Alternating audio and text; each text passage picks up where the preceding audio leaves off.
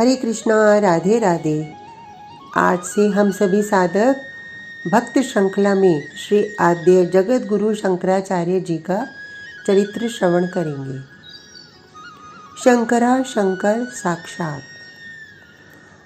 आज अनुष्ठान पूरा हुआ था श्री शिव गुरु का और इनकी धर्मपत्नी जिनका नाम था विशिष्टा देवी। ये केरल प्रदेश के उच्च ब्राह्मण थे। इन्होंने अनुष्ठान किया था भगवान शंकर का। श्रावण मास में ये नित्य सुबह पूर्णा नदी में जाते थे। स्नान आदि करके पार्थिव शिवलिंग बनाकर पूर्ण समर्पण से आराधना करते थे। शिव गुरु तो प्रातः के समय बैठते तो कब समय बीत गया पता ही नहीं चलता था इन्हें। इनकी धर्मपत्नी विशिष्टा ये तो मानो शिव पिंडी पर आंसुओं से ही अभिषेक करती थीं।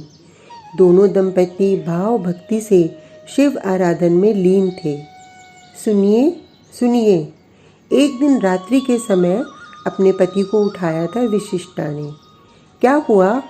शिव गुरु शांत भाव से उठे। वे सोए ही नहीं थे, वे तो बस पंचाक्षरी मंत्र ओम नमः शिवाय का ही जाप करते रहते थे और रात्रि में भी उनका ये जाप चलता ही रहता था। मेरे उदर में भगवान शंकर आए हैं। हाँ, मैं सच कह रही हूँ। वो आशुतोष, वो देवों के देव, वो महामृत्युंजय, उन्होंने मुझे दर्शन दिए और मुझे वरदान मांगने के लिए कहा। देवी, ये स्वप्न है, शिव गुरु ने समझाना चाहा। क्या स्वप्न में देवों के दर्शन का कोई फल नहीं होता? शिव गुरु की पत्नी साधारण नहीं थी। जब अशुभ स्वप्नों का फल मिलता है तो क्या शुभ स्वप्नों का फल नहीं होता? बात तो सही थी। शास्त्रों में स्वप्न के शुभ अशुभ पर विचार तो किया ही गया है। होता है, शिव गुरु को स्वीकार करनी ही पड़ी ये बात। फिर देखो ना, मैंने उनसे वरदान मांगा। आंखें बंद करके विशिष्टा ने अपने पति को बताया। क्या मांगा? मेरे पुत्र बनिए, सजल नेत्रों से कहा विशिष्टा ने। हंसे शिव गुरु। सो जाओ अब, महादेव आ गए तुम्हारे गर्भ में। आपको विश्वास नहीं हो रहा? इतना कहकर अपने पति के हाथ को ले जाकर अपने उदर में जैसे ही छुआया, ओह, शिव गुरु को झटका सा लगा, जैसे विद्युत का करंट, और ध्वनि गूंज रही थी, ओम ओम ओम। विशिष्टा तेज से भर गई थीं। उनका मुखमंडल शांत और दिव्य हो गया था। चकित होकर शिव गुरु देखते रहे अपने पत्नी के मुखमंडल को। विक्रम संवत 845 सन 788 वैशाख शुक्ल पंचमी दक्षिणी भारत के केरला प्रांत में पूर्णा नदी के किनारे काल्टी नामक गांव में शिव गुरु के घर में आज आनंद छा गया। विशिष्टा माँ बन गई। स्वयं आशुतोष ही इनके गर्भ से जन्म लेकर आए थे। गांव धन्य हो गया, प्रदेश धन्य हो गया, देश धन्य हो गया।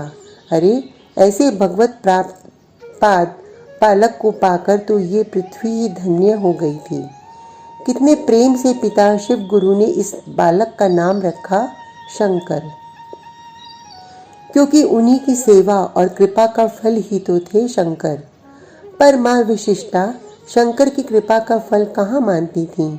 वो तो स्वयं भगवान शंकर ही मान रही थीं और ये थे भी भगवान शंकर के अवतार। पर माँ का वात्सल्य जब उमड़ा धीरे धीरे, तब ये भगवान का भाव कम होता गया, जो स्वाभाविक भी था। महाकाल के आगे किसकी चली है? पिता शिव गुरु एक दिन एकाएक शरीर को त्याग दिए। उस समय 4 वर्ष के थे शंकर। माता का रो रोकर बुरा हाल था। कितना विद्वान बनाऊंगा अपने बालक को, सोचा करते थे। पर हृदय को कठोर बनाकर 5 वर्ष की अवस्था में ही यज्ञोपवीत संस्कार कराकर गुरुकुल में भेज दिया माँ ने बालक शंकर को। बस 2 वर्ष में ही संपूर्ण वेद वेदांगों का अध्ययन करके शंकर घर आ गए। यानी 7 वर्ष की उम्र में ही संपूर्ण शास्त्रों का ज्ञान पा लिया था शंकर ने। बड़े हो रहे थे शंकर अब। माता भूलने लगी थी कि मेरा पुत्र भगवान शंकर का अवतार है। गांव की महिलाएं आती तो ये कहती, कोई कन्या हो तो बताओ ना मेरे शंकर के लिए। अब सोचती हूँ कि उसका विवाह कर दूँ। पर बहन, तेरा शंकर तो आंखें बंद करके ध्यान में ही बैठा रहता है। उसका ब्याह कर दोगी तो बेचारी कन्या का क्या होगा। कुछ महिलाएं हंसती पर कुछ कहती, ऐसे हंसी मत उड़ाओ, शंकर कोई साधारण बालक नहीं है। पता है, हमारे पड़ोस में एक दिन भिक्षा के लिए गया था। तब उस पड़ोसन ने मन में विचार किया, मेरे पास तो कुछ है नहीं और खाली हाथ ब्राह्मण को लौटाऊं कैसे।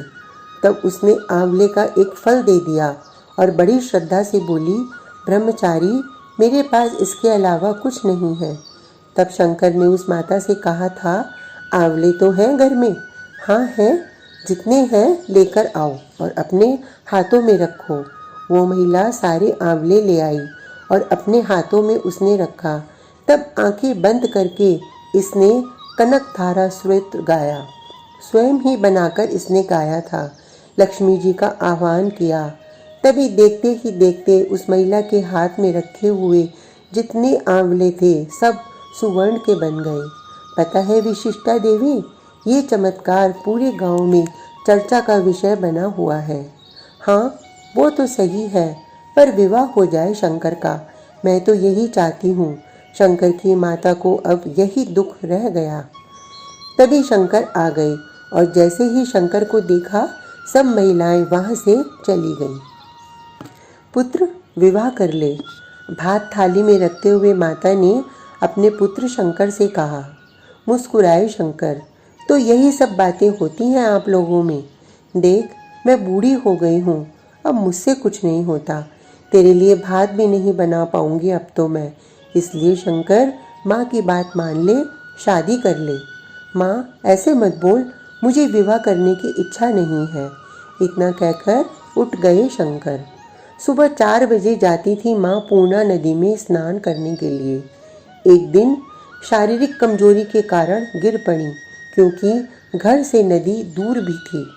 शंकर को पता चला, वो दौड़ पड़े, नदी को खोदकर नदी की धारा को बदल दिया और वही पूर्णा नदी अब शंकर के घर के पास बहने लगी थी। माँ, माँ, देख, पूर्णा नदी हमारे घर के पास से बह रही है, शंकर ने आकर बताया। बिस्तर में पड़ी है माँ। बेटा शंकर, चाहे कुछ भी कर ले तू, पर मेरी सही सेवा तो तभी होगी जब तू मेरे लिए बहू लेकर आएगा। माँ, तुम बहू बहू मत कहो ना, शंकर को झुंझलाहट होती है। क्यों न कहूँ, मेरी सब पड़ोसन सासू बन गई हैं, सबके घर में बहू आ गई है, एक तू ही है। शंकर क्या कहते, वो बस चुप हो जाते थे। माँ, माँ, माँ, बचाओ, बचाओ, मगरमच्छ ने मेरे पैर पकड़ लिए।